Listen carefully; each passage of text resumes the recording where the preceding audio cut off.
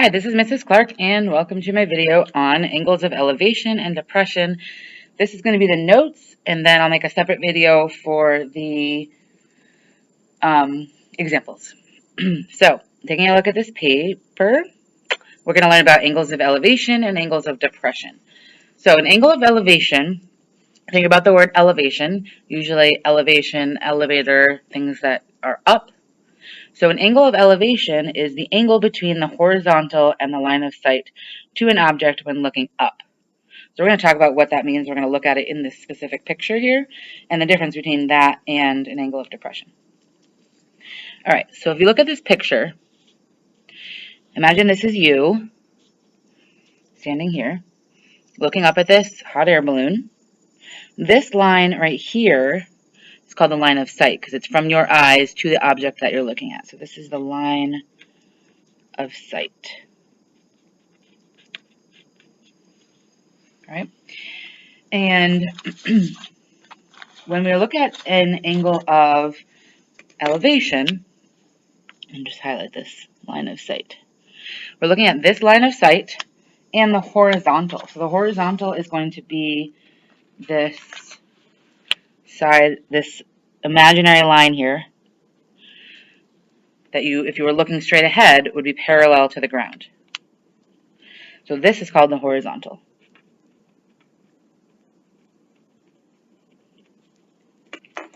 So the green highlighted line is our horizontal.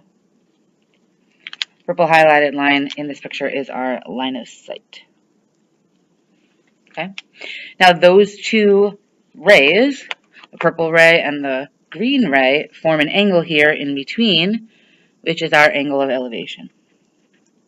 So elevation usually refers to mountains, how high they are above sea level. So your angle of elevation is how high are you looking up from the horizontal. So this is our angle in between here, our angle of elevation. Now if I change my perspective on where I'm looking from, that's going to change what type of angle I have. So the other kind of angle is an angle of depression. Just going to trace over this a little bit because it's a little faded on my paper. And when you think of the word depression, think of sad, like the Great Depression was the time where there was a lot of people who didn't have money, the stock markets crashed, so it's a lot of like down times, a lot of feelings of down. To depress something means to push it down. You can depress a lever. So if you imagine you're now in the hot air balloon and you're staring down at someone on the ground, now we're looking at an angle that's going down. So if you're in the hot air balloon and you're looking down at the ground, this is your line of sight. Right? So if that's your line of sight,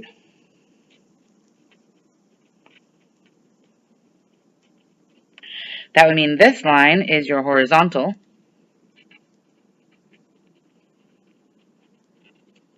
So remember, the angle of elevation and angles of depression are always based off of the horizontal. But this time, we're looking at going down. So it's this part in here, from the horizontal down. So this is our angle of depression in here, because it's the angle that we're looking down at.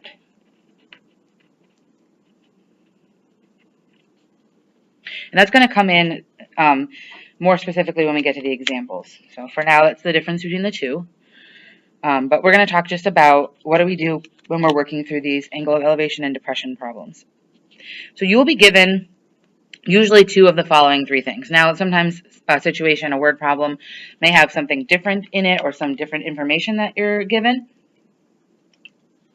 But generally, you'll be given two of these three things, and you'll be looking for the other one.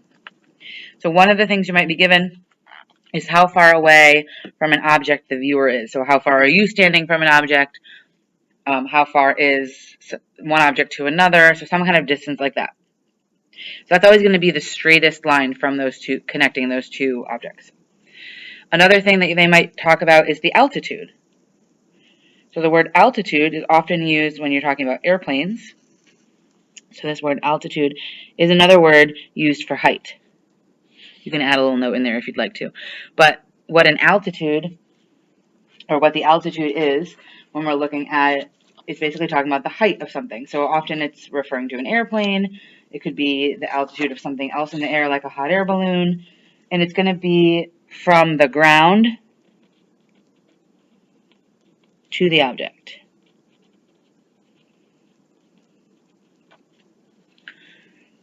So you might be given an altitude, or you might be looking for an altitude or a height. Those words are kind of interchangeable.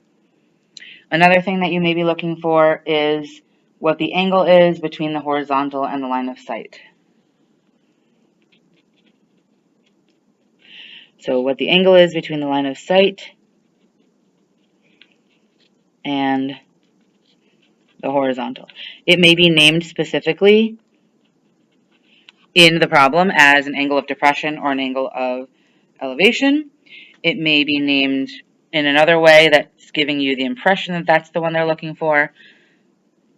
So you have to read carefully and infer from what they're saying as to which angle it is we're looking for. So you'll usually get two of those things and be looking for the third one. So when we're looking to solve these word problems, we might be looking for an angle, or we might be looking for a missing side. So, but either way, here's the procedure we're going to use. First, you're going to draw a picture of the situation if it's not already drawn for you.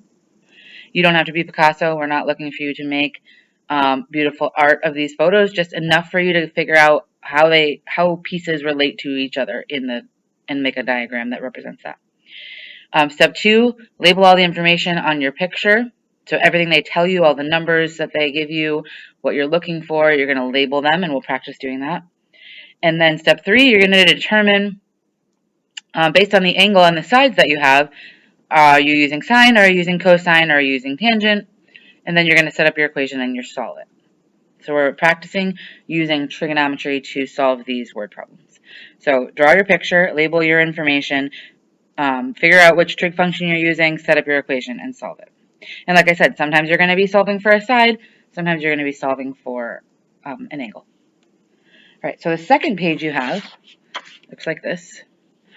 I'm going to ask you to pause the video in just a second, and I want you to try to match these questions that are on the side here with the pictures that are drawn. Now, it may not be obvious right away to tell from the picture, like, what it's a picture of, and you can draw a line to connect them, or you can write the letters next to the numbers if you'd like. So you're matching the diagrams to the correct word problem, and then you're going to label what the question is asking you for with a variable. So if it says, how high above the ground is the kite, I want you to put an X where the kite is. Where how high would be represented in the picture. So pause for a second, go ahead and do that, and then come back and check in with your answers.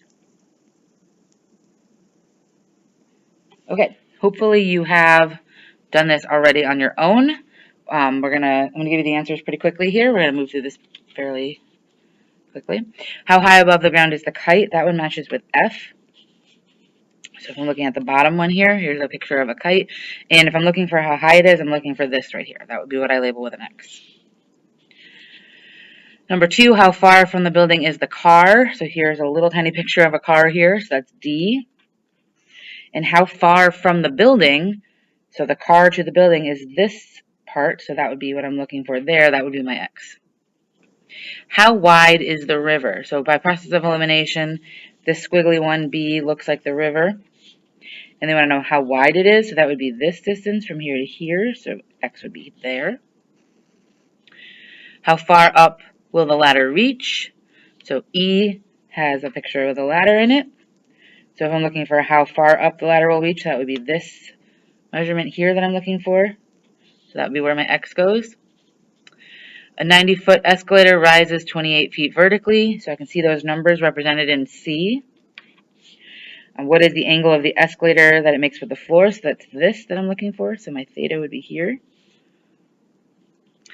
And then a mine shaft is 300 meters deep and makes an angle of 65 degrees with the ground. How long is the mine shaft? The only one we have left is A. So we're looking for how long the mine shaft is. If I come up here, this would be the mine shaft in this direction. Right? If you've played Minecraft, it's just the tunnel that you dig or you mine in. And so that means I'd be looking for the hypotenuse. So my X would go on the hypotenuse. All right, so go ahead and glue those into your notebook. That's it for this video, and then you can watch the next video where we're going to go through some angle of elevation examples.